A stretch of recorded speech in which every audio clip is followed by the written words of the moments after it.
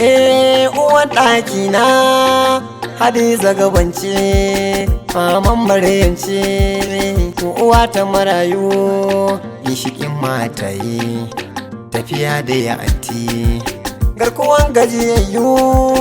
maganar ki muke yi tafiya da ya anti ga baitin munya sunana Maliya tafiyar ki daban ce hajiya na kawo sako waɗansu da safe su ce mini ga wani danko jinjina ka Hadiza gaban antina uwa ta marayu gashe ki nake yi uwar ɗaki na mai halin girma ashe in na zo zana gidanki yau gaisuwa ta tafiyar ki daban ce iwa ta sarakai sarauta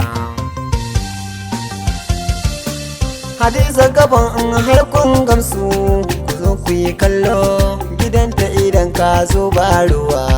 ba mai maka gwalo taimakon ki daban ne ko ga mata su ma sun shaida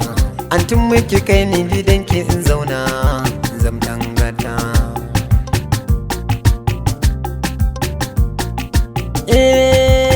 sai ku ganta cikin al'umma malam kamar ta san su taimakon su kawai shi ne a gabanta cikin garkasu tafiya da an ta Hadiza ki kai mu kin ba 'ya'yansu kin ba wa iyayen har suka biki cikin masarauta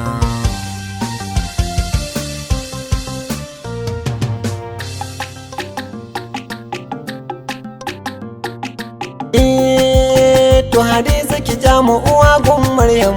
maman talakawa kasa girme waka na zo gidanki domin na yabawa kyan halinki kinewa kowa gaisuwa a gare ki ba ta kare ba da kyawun fata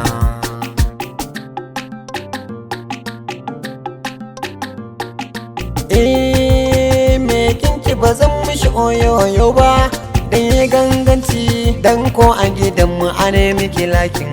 dan kin san yanci kwalliyanki daban ce an ta Hadiza domin kin zarce wasu watan sai dai siyo koyo a